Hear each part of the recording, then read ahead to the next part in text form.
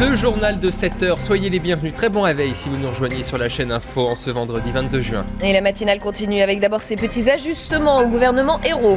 Il y a désormais 38 ministres, 4 postes supplémentaires ont été annoncés hier soir. Parmi les entrants, 3 sénateurs et un proche de Ségolène Royal. Robert Rue ne fait finalement pas partie de la liste.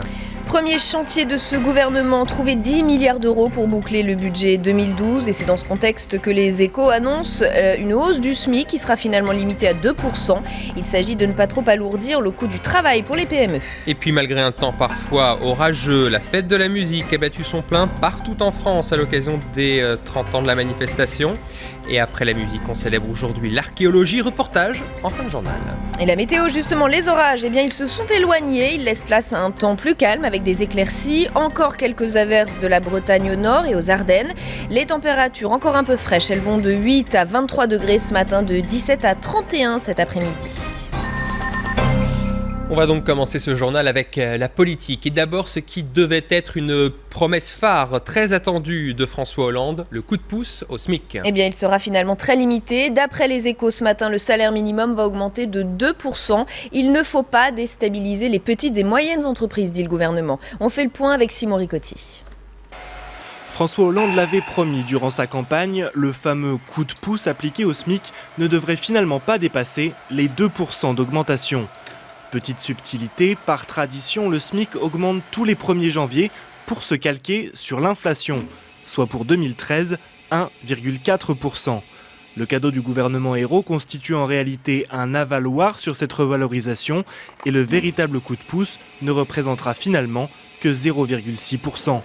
Une hausse timide expliquée selon Michel Sapin par le risque de voir le chômage s'élever lui aussi. Il faut augmenter le SMIC, c'est le coup de pouce, mais le faire avec trop de brutalité, ce serait mettre en cause un certain nombre d'emplois. C'est cet équilibre entre les deux qui sera mis en œuvre. Si les syndicats réclamaient une forte revalorisation, jusqu'à 20% pour la CGT, ce sont les entreprises, et notamment les plus petites, qui se réjouissent de cette faible augmentation. C'est une reconnaissance que le SMIC est une trappe au chômage. Le vrai problème, c'est d'augmenter le pouvoir d'achat. D'augmenter le salaire net est une très bonne nouvelle en termes de réalisme économique. En 1981, François Mitterrand avait consenti à une hausse du SMIC de 6,5%. Lionel Jospin en 1997 l'avait lui porté à 4%. Le gouvernement Ayrault 2 est né hier soir. Remaniement annoncé tard, un peu avant 21h. Et il y a très peu de changements. 4 nouveaux visages, vous les voyez, à des postes de ministres délégués. Thierry Repentin nommé à la formation professionnelle. Et c'est Guillaume Garot, élu député de Mayenne, qui décroche le portefeuille de l'agroalimentaire. Et la parité reste de mise avec la nomination à la décentralisation de la sénatrice et ancienne préfète Anne-Marie Escoffier. Hélène Conway reprend une partie du portefeuille des Français de l'étranger. Enfin, 2 autres annonce l'attribution du commerce extérieur à Nicole Bricq et puis Delphine Batho récupère le ministère de l'écologie. On sait qu'elle supportait mal la tutelle de Christiane Taubira. Le premier conseil des ministres se tient dès ce matin à 10h. Et puis le nom du futur président de l'Assemblée nationale est également connu. Il s'agit de Claude Barthelone, désigné par les députés socialistes pour être leur candidat au perchoir. Le député de Seine-Saint-Denis est donc assuré d'occuper le poste. Son élection mardi prochain n'est plus qu'une simple formalité. Marie Chantret avec Géraldine Noël. Il est quasi assuré de monter sur le perchoir mardi prochain dans un hémicycle dominé par la gauche. Claude Barthelone, 60 ans, député de Seine-Saint-Denis, a été élu hier par ses collègues socialistes. Monsieur Barthelone, séance de rattrapage. Candidat à la présidence de l'Assemblée nationale. Lorsque l'on connaît les grands présidents de l'Assemblée nationale que cette maison a connus, c'est un honneur et j'espère que j'en serai digne. Et un tour aura suffi. Arrivé très largement en tête avec 127 voix, Claude Barthelone a bénéficié du retrait de ses adversaires. Parmi eux, Jean Glavany, arrivé 2e.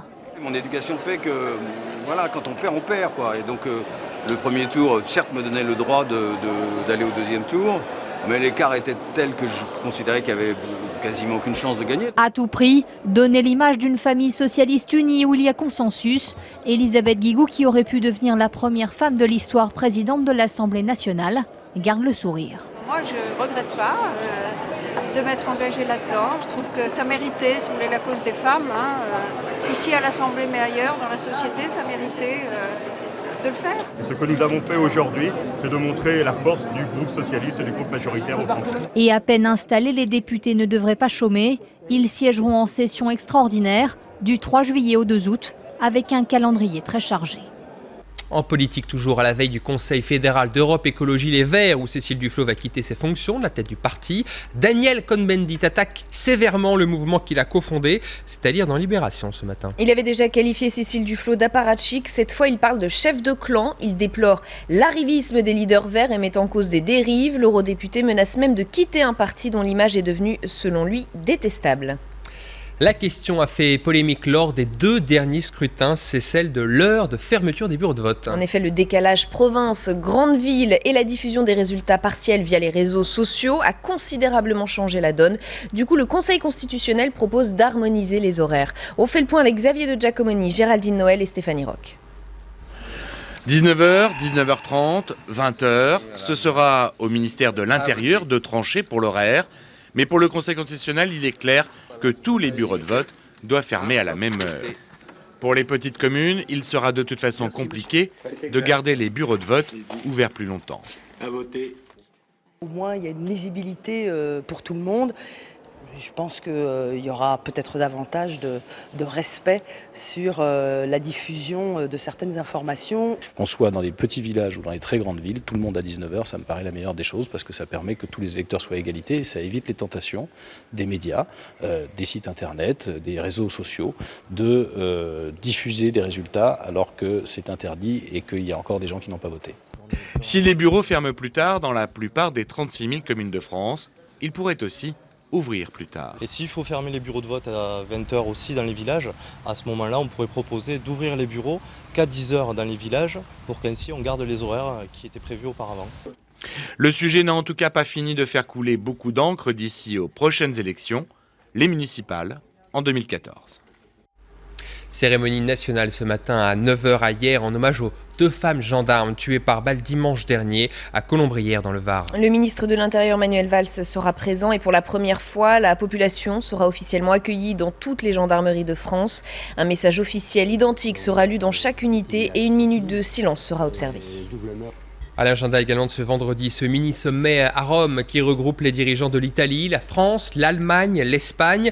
Réunion censée permettre de trouver un point commun, une voie commune avant le sommet européen crucial qui aura lieu les 28 et 29 juin. L'enjeu, enrayer une crise de la dette qui repart de plus belle. Une conférence de presse commune sera d'ailleurs donnée aux alentours de 16h et elle sera bien sûr à suivre en direct sur notre antenne.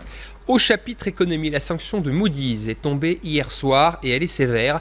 L'agence de notation dégrade 15 grandes banques occidentales, dont 3 françaises. BNP Paribas, Crédit Agricole, Société Générale. Réaction quasi immédiate de BNP Paribas qui reproche à Moody's de ne pas avoir tenu compte du renforcement de ses fonds propres. Concrètement, ces banques vont maintenant avoir un peu plus de mal à se financer. Tout autre chose, ce week-end, on célèbre la journée de l'archéologie. Au programme, plus de 700 manifestations en France et une quarantaine de portes ouvertes sur des chantiers de fouilles. Et c'est justement l'occasion de revenir sur cette très belle aventure d'un ouvrier de Maximieux dans l'Ain.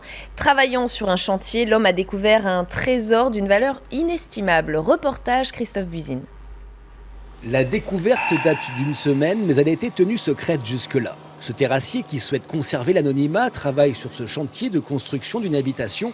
Soudain, il a l'œil attiré par une multitude de petits objets ronds mélangés à la terre. Intrigué, il prévient la mairie de Maximieux. Cette découverte se présentait des pièces éparses un petit peu tout sur le terrain et sur le tas de terre puisqu'elles avaient été bougées. Et il semble très vraisemblablement qu'elles étaient contenues dans une poterie. Les services techniques de la mairie alertent à leur tour la direction régionale des affaires culturelles. Il faudra plusieurs jours pour collecter l'ensemble de ces pièces, en tout près d'1 millier.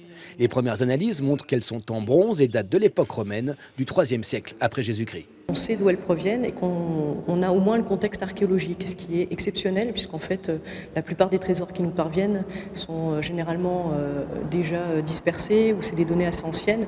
L'essentiel du trésor est actuellement stocké en lieu sûr dans un laboratoire. Il appartient pour moitié aux découvreurs et pour l'autre aux propriétaires du terrain. Difficile d'estimer sa valeur, mais des pièces de cette époque en parfait état de conservation peuvent se monnayer plus de 100 € l'unité.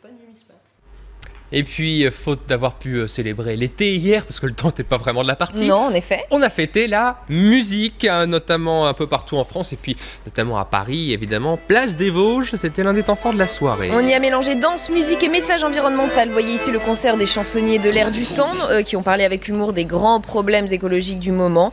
Et puis, vous le voyez, tous les styles étaient représentés, puisqu'il y avait aussi des chanteurs et danseurs hip-hop. Vous avez... Place des Vosges, c'est surprenant. Mathieu Perrault? Non, ça va. Pas du tout. Non, mais non, matinale oblige. Bah oui, matinale oblige, c'est sûr. Il a dormi.